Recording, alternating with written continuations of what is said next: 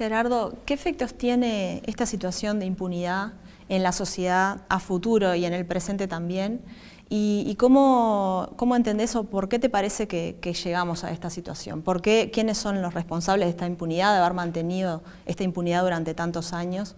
Y también qué efectos tiene a futuro en la sociedad uruguaya. Bueno, en primer lugar, la impunidad es el antónimo, lo contrario, el concepto adverso de muchos conceptos. Tal vez por lo que refiere a nuestra historia, la impunidad es el antónimo de la libertad, de la democracia, de la justicia. No es creíble una democracia con impunidad. Y esto, bueno, en el caso uruguayo, debiera ser un elemento crucial, porque siempre el Uruguay, incluso desde su conformación como nación hasta, digamos, nuestros días, siempre se ha ufanado y ha sido visto como un país que tenía su utopía fundamental en la libertad y en la democracia. Bien, hemos perdido eso en algunos momentos dictatoriales, pero en épocas de, digamos, de democracia institucional, bueno, seguimos con impunidad. Y eso, en primer lugar, implica, bueno, una democracia débil que tiene esta vulnerabilidad, la vulnerabilidad de aceptar como un sentido común que entre las fronteras de lo que se puede hacer y de lo que no se puede hacer, bueno, romper la impunidad aparentemente está entre las cosas que no se puede hacer y no es admisible, absolutamente. Una democracia no puede ser creíble plenamente con impunidad. Y los responsables son bastante claros, por más que la responsabilidad está, como siempre, dispersa. Hay un foco inicial de responsabilidad que tiene que ver con los victimarios directos. Entre esos victimarios directos, la mayoría eran militares, pero no solo militares. Ya en la dictadura había civiles. Por eso es una dictadura civil-militar. Ellos han mantenido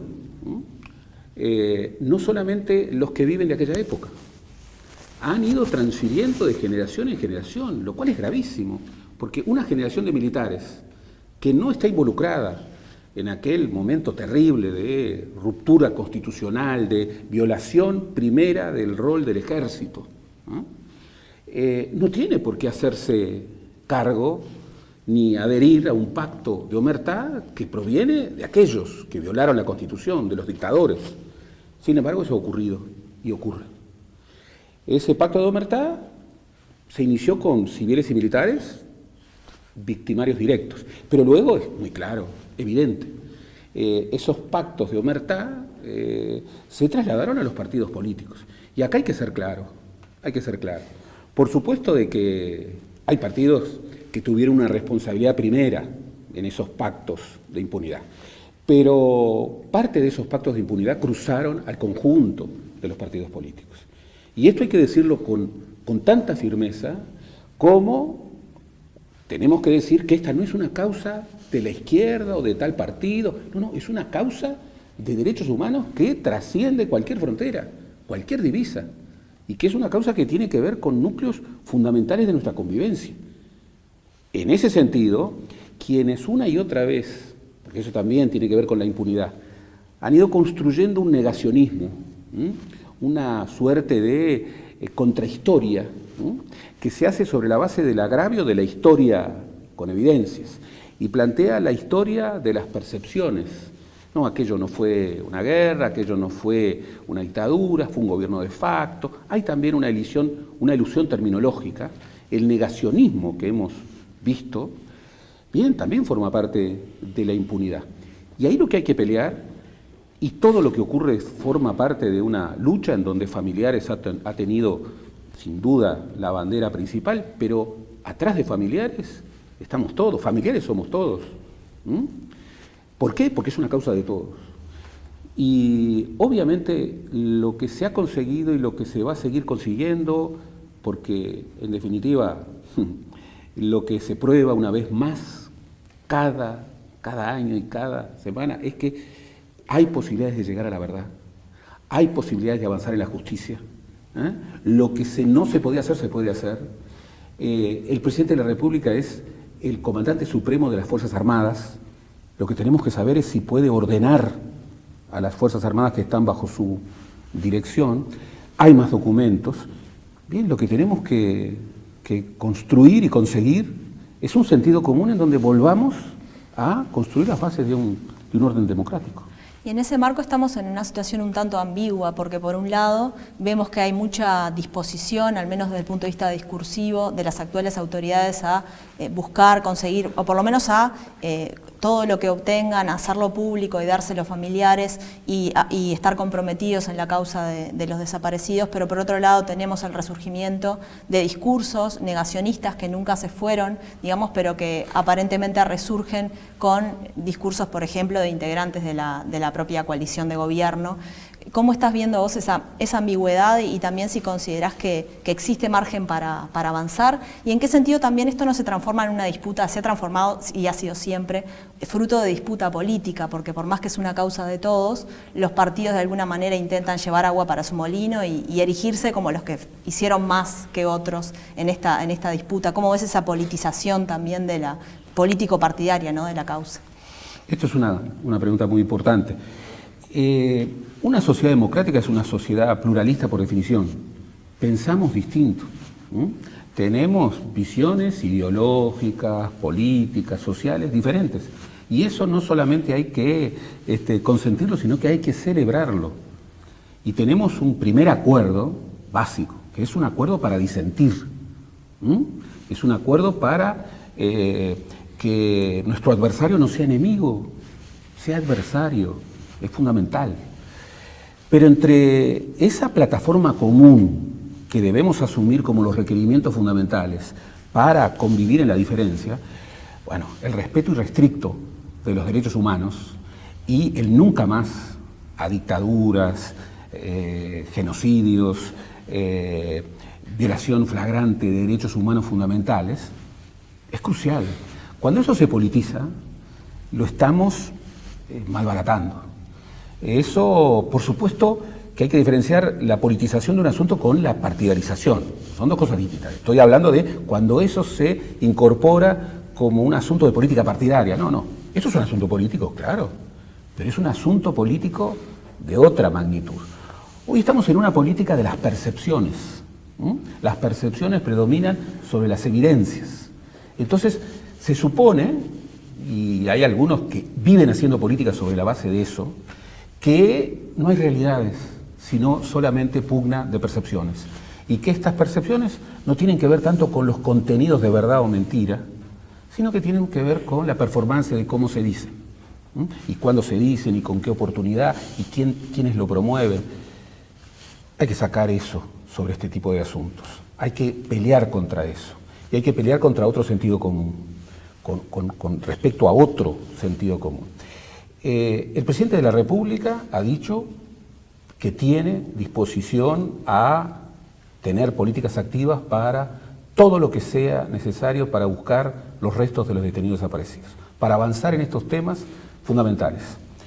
Yo le tomo la palabra, yo le tomo la mejor versión. La mejor versión de otro, entre otras cosas, nos mejora, porque discutir con la peor versión del otro no exige muchos argumentos.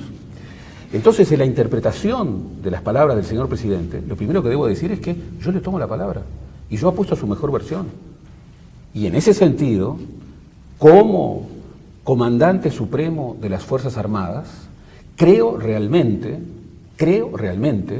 que él tiene el poder para llevar adelante políticas activas que, por ejemplo, busquen documentación en los cuarteles y en las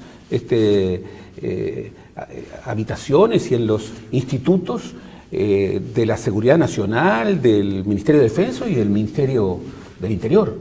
Tiene la autoridad constitucional para hacerlo.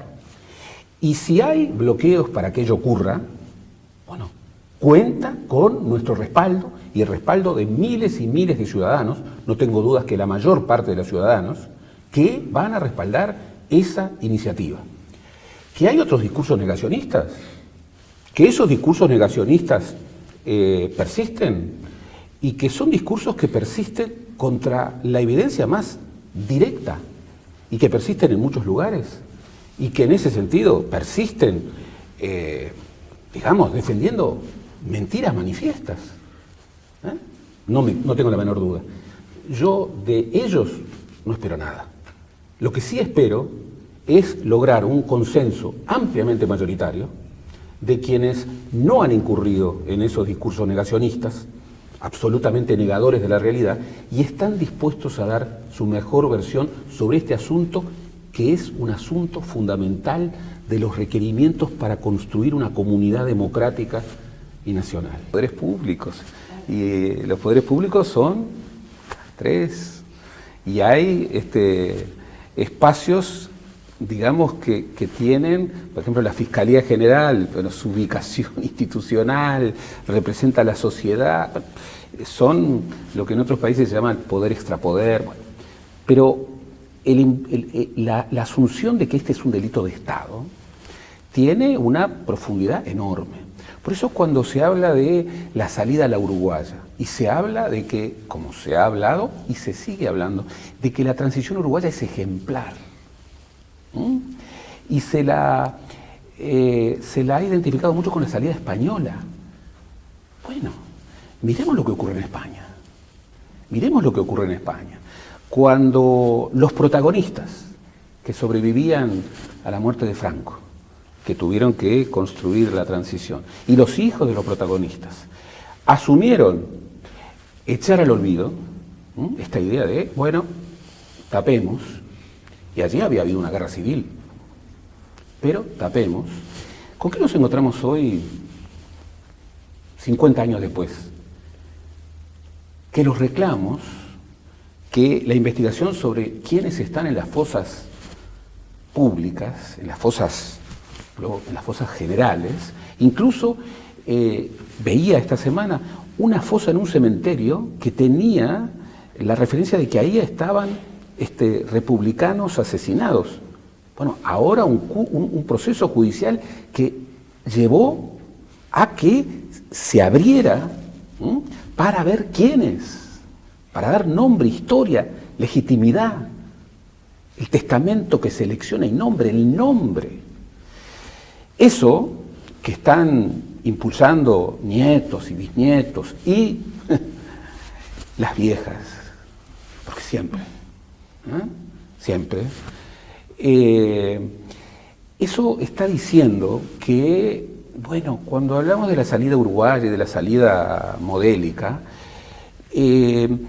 tenemos que pensar mucho. Bueno, estamos planteando como salida modélica una transición a la democracia con impunidad, sin verdad, con centenares de uruguayos que no saben lo que les pasó a sus familiares, con la violación al derecho, que es un derecho colectivo, a la verdad.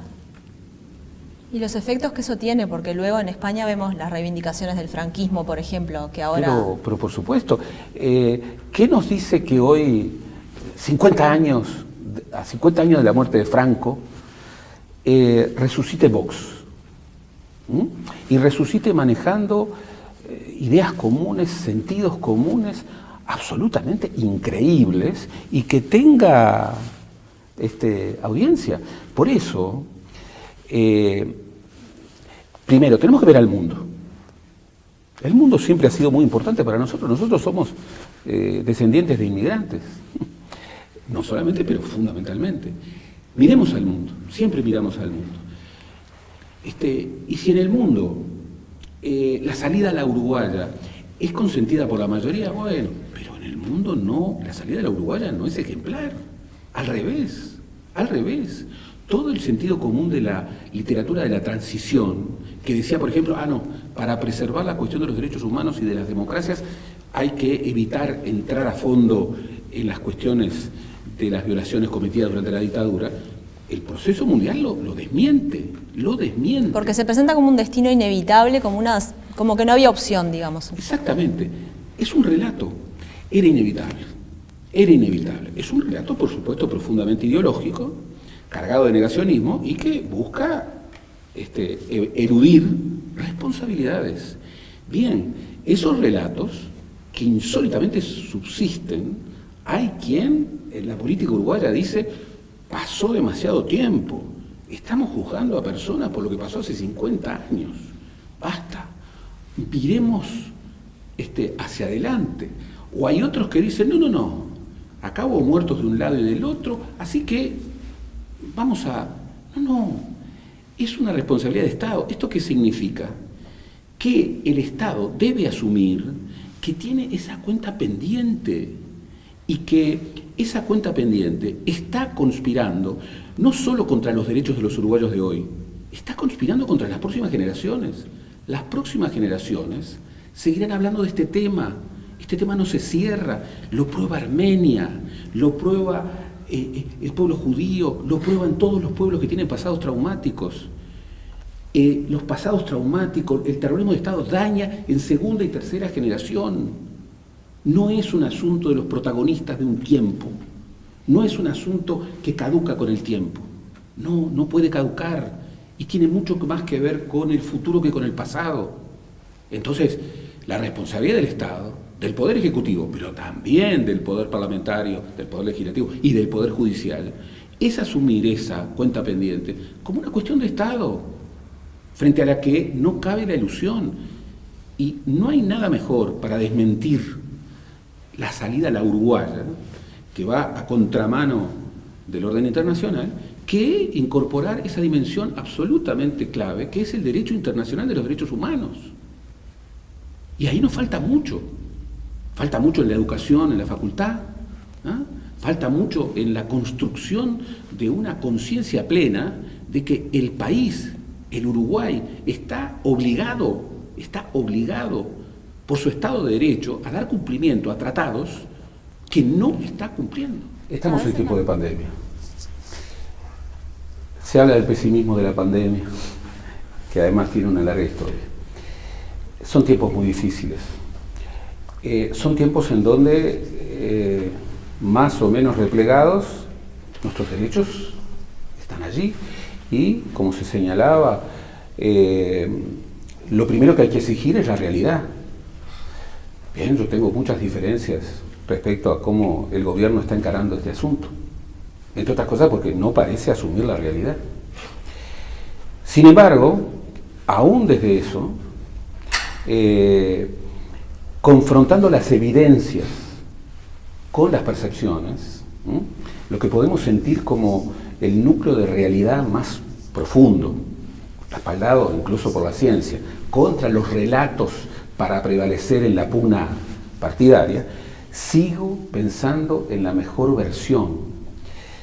Eso, por ejemplo, nos llevó a un hito, para mí, en la celebración, en la conmemoración del 20 de mayo del 2020. Era dificilísimo pensarlo. ¿Cómo imaginar una marcha sin marcha? Y sin embargo, fue una muestra radical. Yo creo que esta es una causa radical. Cuando hablo de causas radicales, siempre hay pocas causas radicales. Son las causas que van a la raíz de los asuntos. Bien, esta es una de ellas. Sí, el año pasado, una señal fortísima, aquellas memorias, ¿no?, planteaban personas absolutamente dispares, diferentes, desde visiones distintas, con historias distintas, con edades distintas, con generaciones distintas, que sin embargo estaban unidas, ¿no? Y un momento de pandemia exige ciertas cosas que nos unan, más allá de las diferencias. Estaban unidas en una evidencia, no en una percepción, en una evidencia. Estábamos abrazados a un detenido desaparecido, reclamando justicia, verdad, memoria y reparación. Era un grito en pandemia.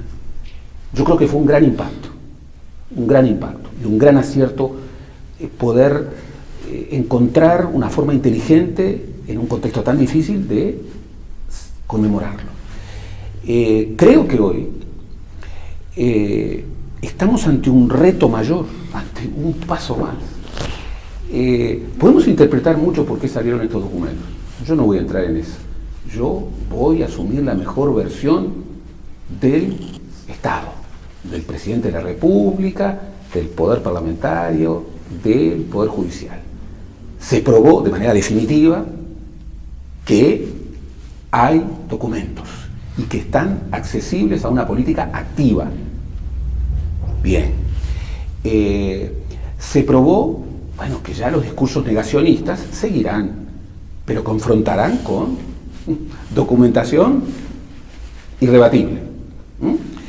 Pero se probó que, primero, nosotros siempre, alguna vez se dijo, sacrifiquemos la justicia para llegar a la verdad. La historia muestra la evidencia de que ese no es el camino. Llegamos siempre a más verdad con más justicia, no con menos justicia, con más justicia. Llegamos siempre a más verdad con exigencia permanente, con lucha. Bien, hoy la exigencia de documentación que está identificada, la exigencia de que quien manda finalmente demuestre que manda y de vuelta a los cuarteles y de vuelta los ministerios buscando esa información y esa documentación que existe. Bien, yo tomo esa exigencia y la tomo desde la mejor versión de un presidente de la República.